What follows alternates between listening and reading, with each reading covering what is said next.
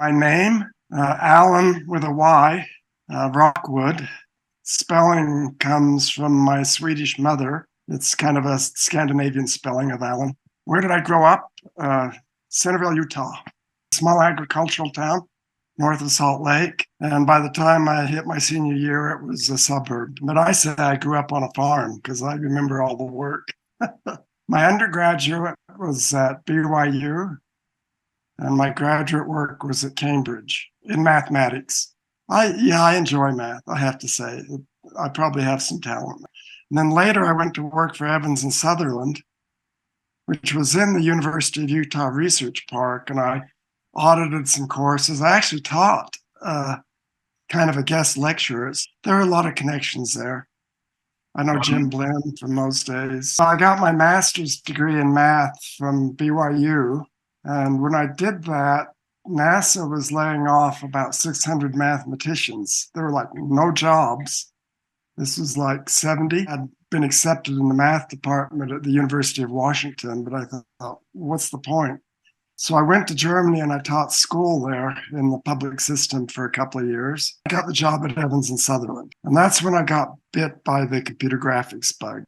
So I went to Evans and Sutherland. I worked kind of as head of their software development for the simulation, who did basically airplane training simulators. We did some submarines and that too. But I like to say I was one of the first in virtual reality because that's exactly what it was. We were training pilots on a virtual reality machine, motion-based, and developing the graphics for it.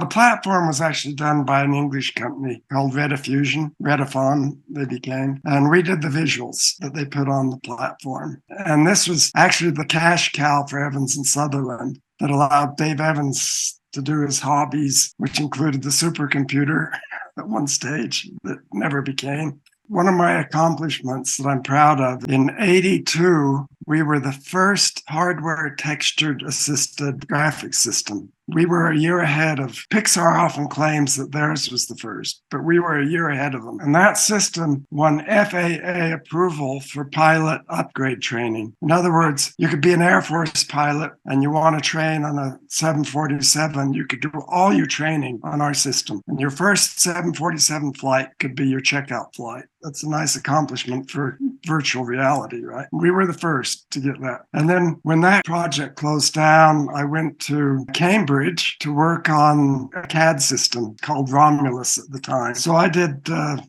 blending and filleting for Romulus. And while I was there, one of the principals, Charles Lang, was also head of the computer lab at Cambridge. And he just came to me one day and said, your work here is really good. Have you ever thought about doing a PhD at Cambridge? That's how I ended up at Cambridge, developing the blending and filleting for CAD-CAM. Came back to Evans and Sutherland and worked on some advanced rendering techniques. They had a big bloodletting in '88 where they kind of just got rid of all the research people, which included me. And I went to SGI at the time, which was my favorite workplace. It was a heady time to be at SGI. Great people. I was there for a couple of years. I did the real-time rendering of trim surfaces. It was a SIGGRAPH paper. It's received a lot of attention over the years. And then I went to Arizona State as a professor. I spent 8 years. At the time, they had a group in geometric design with Barnhill and Farron and some of those guys. So I worked with them, Greg Nielsen, familiar names, until '98. At that time, my wife had very bad asthma, had a lot of issues with allergies. So we moved to Colorado. I got involved in a startup company, worked for a couple of years there, and then went to the Colorado School of Mines. So I was there for 5 years. It was fun while it lasted. So I took a job in Saudi Arabia, King Abdullah University of Science and Technology there. And I was there for 5 years. I mean, there was this great group of international colleagues. I had some good students, good projects. I was basically working for a monarchy who had trouble managing academic types. Came back to Boulder in 2013, and now I just I'm doing my art projects, math art. I'm publishing a little, just kind of doing what I like. I'm retired. You might remember Klaus Peters, A.K. Peters. He's a technical publisher. And I was kind of involved in this topic called geometric algebra from 2000 on. And he wanted me to do a book. So every year at SIGGRAPH, he'd corner me and say, "Have you got my book ready?" One year I said, "No, but I wrote a science fiction." And he went, "Really? I love science fiction. I don't publish it, but I'll read yours." So I read mine. He called me from Europe and said, "I told you I don't publish science fiction, but I'd like to publish yours." And so that was my first novel, How Noble in Reason. Has a good plot, good characters. It's a first novel, so there's some weaknesses in it, but I like the plot. And then I did another novel recently on historical fiction. It's a Viking novel, Beyond the Dragonhead, and I'm writing a sequel to that currently. So yeah, that's my author background. I was on several papers committees for SIGGRAPH. I was really quite surprised. They asked me to be the SIGGRAPH Papers Chair for 98. I didn't think I had the depth or the background, but some people did. So I did the Papers Chair in 98. They liked the job I did, I guess, and they asked me to be the Conference Chair for 2003. So I took that job on. Those were the heydays for SIGGRAPH. I mean, we were getting 40,000 plus attendees. Initially, my budget was $11 million. If you'll recall, in 2001, on September 11th, there was this huge effect on conferences. Nobody was flying or going. By 2002, we had 15,000. We went from 40,000 to 15,000 attendees. My budget got cut from 11 to 7 million. A lot of that is already fixed. You hire the convention center, you sign a contract. There's money you cannot cut. So we were cutting programs. I actually cut panels. My committee was great. So like the art chair, I don't really need a studio to show the art. I can hang it in the hallways, which was free because we owned the hallways. And we had this big space and we put up a volleyball net and we had a gaming competition. Everything's on the cheap, but it was fun. I think we put on a good conference in 2003. But it was a huge stressor financially. SIGGRAPH overall, over that period, lost about $3 million.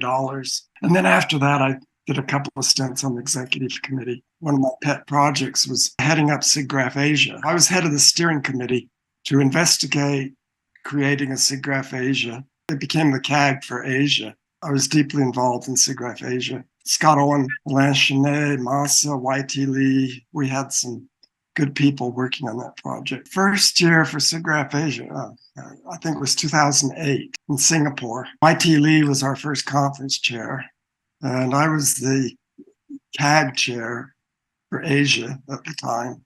Terrence, my son, called me up one day and said, "You're our Distinguished Service awardee."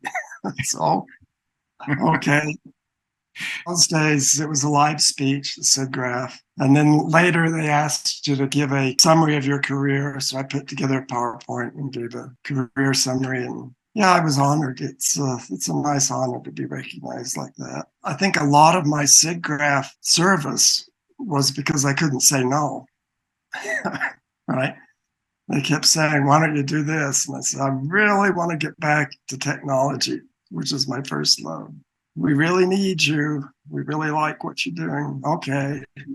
So I remember my committee, number one. We were in San Antonio preparing for the 2002, but we were having our meeting at the same time. We kind of tag along 2002 and find out what they do. Dino Schweitzer, who was the conference manager at the time, he said, "I want to take you out." And we just go out and have some drinks and dinner. And well, that's interesting. Just Dino and me. And he had an ulterior motive. We had a nice dinner, walking back to the conference center, talking, said, "Well, this is not all about just getting us together and having a nice time." He said, "I have to tell you, we've got to cut $3 million off your budget." There's not $3 million to cut. And he just kind of shrugged his shoulders. So that evening, we got our committee together in the suite.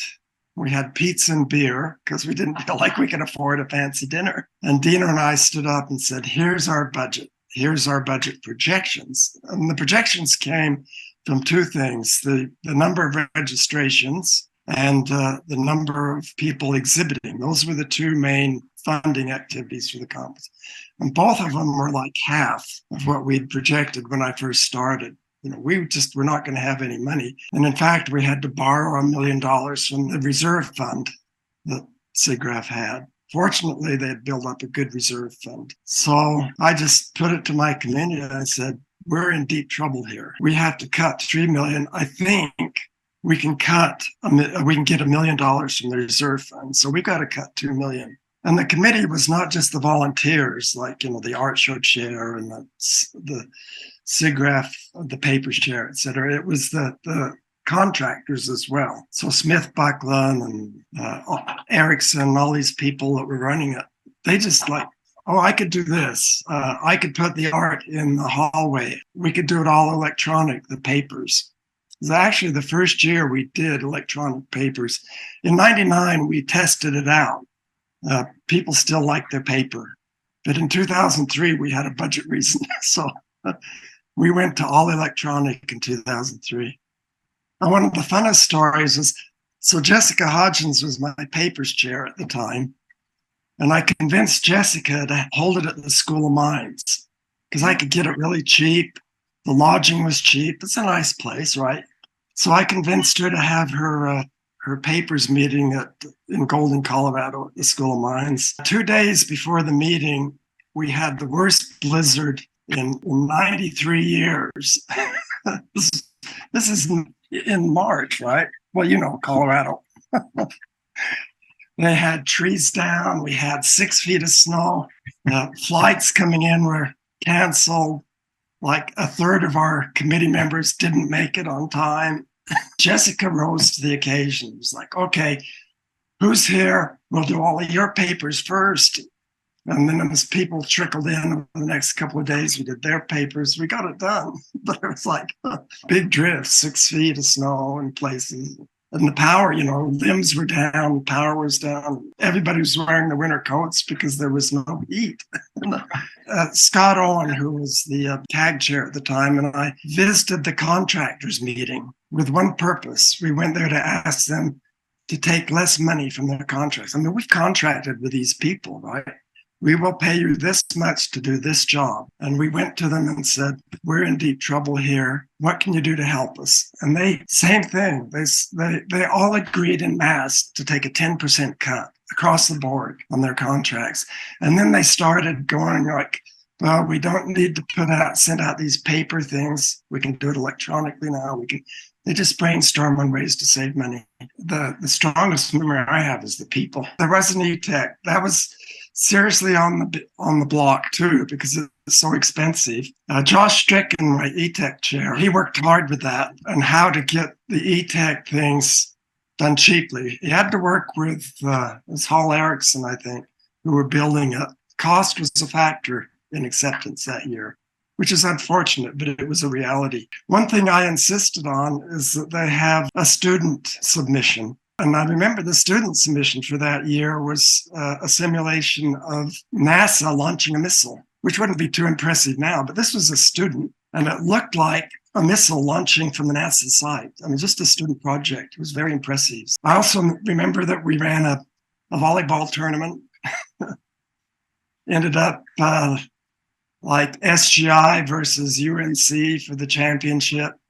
That was fun. We connected with the International Game Developers Association, and they sponsored a gaming tournament during the conference. People sign up, and I wasn't deeply involved with that, but I know there were we were trying to encourage gaming within SIGGRAPH at the time. These are all things that didn't cost us much. I mean, it was all about enhancing the experience. One of the negative things, okay, people don't realize this, but the food at those receptions is exorbitantly expensive, the way it's catered and everything. It's kind of a racket, and SIGGRAPH can't get around it. At one stage, I said, look, for $50 a person, I could go down to that sushi shop and give everybody really good sushi. It was like, oh, no, you can't do that, and blah, blah, blah. So we were pretty cheap on the food. And at one stage, one of the luminaries from SIGGRAPH came up to me and said, the food here is terrible. It's just not up to stuff. And I said, The food for the reception the last few years is the price of a papers program. Which would you rather have? Because we were down to that point. Says, really? I said, yeah. The papers program overall with the in-person meeting is $80,000 that year. That's how much they were asking for the catering to begin with. We got it down to 40,000. If that's your biggest complaint about this conference, I'm happy.